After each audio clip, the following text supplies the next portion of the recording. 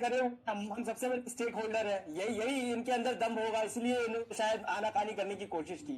ठीक है सुमित साहब, चल रहा है इंडिगो और एयर इंडिया 65-25% स्टेक रखते हैं। डेफिनेटली इंडियन जो गवर्नमेंट को अब एयरलाइंस को मौका देना चाहिए, सब्सिडीज देना चाहिए, ताकि और एयरलाइंस इंडिया में लॉन्च करे और ऑपरेशन स्टार्ट करे, ताकि ये जो मनमानी चल रहा है ये खत्म किया जाए।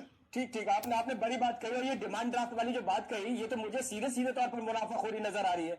जब आपको रिक्रूटमेंट करना है भैया, जरूरत आपको है, तो आप एप्लीकेंट से भी पैसा लीजिएगा और फिर उनका सिलेक्शन भी नहीं कीजिएगा तय जो नंबर है। बड़ी बात आपने कही है, धांधलेबाजी रिक्रूटमेंट में भी हो रही है।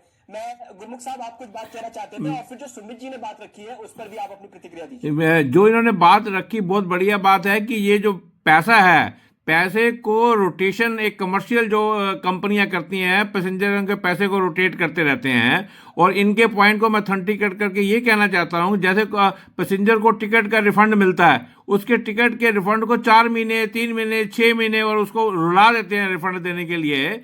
जैसे हमारे को अमेजोन से क्विक रिफंड मिलता है ऑटोमेटिकली, जहां से पैसा आया वापस जाता है, क्यों नहीं जाता वहां पर? वो सिस्टम होना चाहिए। और दूसरा, अब आपने मेरे को 1 मिनट का समय दिया, मैं ये कहना चाहता हूं कि हमें जब आज बात कर रहे हैं, हमें ये इस मुद्दे के अलावा इस प्रॉब्लम को हमेशा के लिए पैसेंजर के इंटरेस्ट में सॉल्व करने के लिए एक पैसेंजर रिलीफ फंड बनाना चाहिए। वो रेगुलर जो रेवेन्यू कलेक्शन होता है उसका कुछ परसेंटेज उस फंड में जाना चाहिए, उसको कोई भी कंट्रोल करे, मैनेज करे, बट पैसेंजर रिलीफ फंड बनना चाहिए जिसके अंदर ऑटोमेटिक रिफंड का अरेंज होना चाहिए पैसेंजर का। ये जो मैं बात कह रहा हूँ और जो अभी सर ने भी बोला। दूसरा, night stay and compensation until alternative arrangement has been made by the airline. और ये पहले होता था, ये मैं बता रहा हूं कि धीरे धीरे हमने रूल्स को इतना डिटेरियोरेट कर दिया और पैसेंजर को बेगिंग स्टेज में लाके खड़ा कर दिया है। और तीसरा, एक स्पेशल प्रोविजन होना चाहिए under consumer should be protected under consumer protection act. तो ये सब 3 चीजें अगर हम करें तो हम ये इस प्रॉब्लम को, ताकि अभी बताया एक पैनलिस्ट ने कि लोग आज के बाद कल दोबारा भूल जाएंगे, ताकि इस प्रॉब्लम को हम हमेशा के लिए कुछ एक रिलीफ खड़ा करें, तो हमें एक रिलीफ फंड, एक कंपनसेशन और कंज्यूमर प्रोटेक्शन एक्ट में पैसेंजर को लाके खड़ा करना चाहिए। ये आपके सुझाने से मैं आज पॉइंट रख रहा हूँ। राइट, शुक्रिया। ठीक है, ठीक गुरमुख साहब, मैं अब कबीर साहब की रुख की तरफ करूंगा। ये जो 3 बड़ी बातें इन्होंने कही, और ये जो सुमित साहब भी कह रहे थे कि डिमांड ड्राफ्ट बनता है 25-25 हजार रुपए का, ये जो लोग आते होंगे क्रू में, मैं पायलट की बात नहीं कर रहा हूं, लेकिन मैं फिर भी जो क्रू मेंबर्स है, एयर होस्टेज है, फ्लाइंग स्टूवर्ड्स है, और जो ऑपरेशनल स्टाफ है, ये इनसे पैसे लेकर के ये मुनाफाखोरी करना एक सवाल। सवाल नंबर 2, ये जो बड़ी बात है, मुझे भी इसमें लग रही है कुछ उम्मीद कि अगर हम पैसेंजर रिलीफ फंड बना दें, कंपनसेशन का कुछ कर दें, कंज्यूमर प्रोटेक्शन के लिए कुछ करें, तो शायद स्थिति थोड़ी बेहतर तो हो सकती है भारत के अंदर, और यात्रियों की जो सुरक्षा है उसको उसको थोड़ा सा पुख्ता किया जा सकता है। कबीर साहब, आपकी प्रतिक्रिया लूंगा, फिर चर्चा को बाइंड अप करेंगे। देखिए, मैं पहले पॉइंट पे आपको जाना चाहूंगा जो अभी गुरमुख सर ने बताया कि कंज्यूमर फैसिलिटी के लिए कि उनको अल्टरनेट रात को स्टे का कोई फैसिलिटी होनी चाहिए जब तक कोई अल्टरनेटर उनका यात्रा करने का साधन ना हो। ये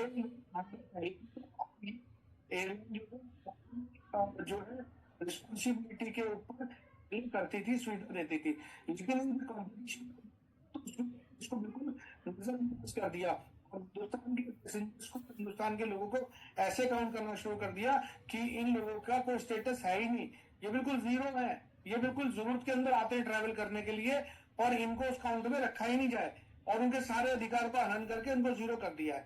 तो मैं गुरमुख साहब की इस बात के लिए बिल्कुल सहमत हूँ।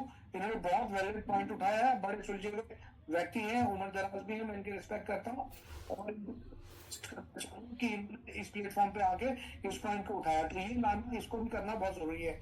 जो पायलट सुमित जी ने एक बिल्कुल लाना चाहूंगा, ध्यान दीजिएगा, इसको एक मैथमेटिकल तरीके से आपको स्टैटिकली समझना चाहूंगा, समझिएगा। मान लीजिए मेरी एक कंपनी है, मैं कोई अपनी कंपनी चला रहा हूँ, जैसे कैप्टन एविएशन चार्टर्ड एयरलाइन चला रहा हूँ, और मेरे पास अपनी जहाज है, और सिर्फ अपने पास अभी 500 पायलट है, और क्रेडिट पायलट प्रोग्राम चालू करता हूँ जिसके अंदर मैं 1.5 करोड़ रुपए एक पायलट से अपने क्रेडिट प्रोग्राम के अंदर लेने की घोषणा करता हूँ, लेकिन 40 लाख में बाहर होती है, तो कितना मिशन आ गया? 90 लाख रुपए का मिशन आ गया। तो 1 साल के अंदर मैं 1,000 पायलट तैयार करता हूँ, उनको मालूम कर लेता हूं अपने साथ 5 साल के लिए कि 5 साल हम मेरे साथ काम करेंगे, लेकिन मैं आपको सैलरी 1.2 से कम दूंगा, इससे ऊपर दूंगा नहीं। तो आप कितना पैसे कमा रहे हैं? 7 साल के लिए आपने एक तो पायलट को बाउंड कर लिया। दूसरा, आप जो ट्रेनिंग 40 लाख में हो रही है वो करा रहे, तो कितना एडमिशन 90 लाख, तो 1,000 पायलट को आप 90 लाख से गुणा कीजिए। कैप्टन साहब आपने बड़ी बातें रखी है, लेकिन समय हमें इजाजत नहीं दे रहा खींचने का। आपने बड़ी बातें रखी है, कुल मिलाकर के लब्बू लगाव वही था कि मुनाफाखोरी बहुत ज्यादा है और यात्रियों की सुरक्षा पर बहुत बड़ा कॉम्प्रोमाइज है। हर्षवर्धन साहब एविएशन एक्सपर्ट थे हमारे साथ में, और सुमित सुशीलन थे aviation expert, captain Kabir Malik और गुरमुख सिंह बाबा जी, आप तमाम मेहमानों का दिल से बहुत शुक्रिया चर्चा में और यात्रियों की सुरक्षा को लेकर के तमाम सुझाव देने के लिए। और क्रॉस फायर में फिलहाल इतना ही। देश दुनिया की बाकी तमाम खबरों के लिए आप बने रहे जनतंत्र टीवी पर। नमस्कार।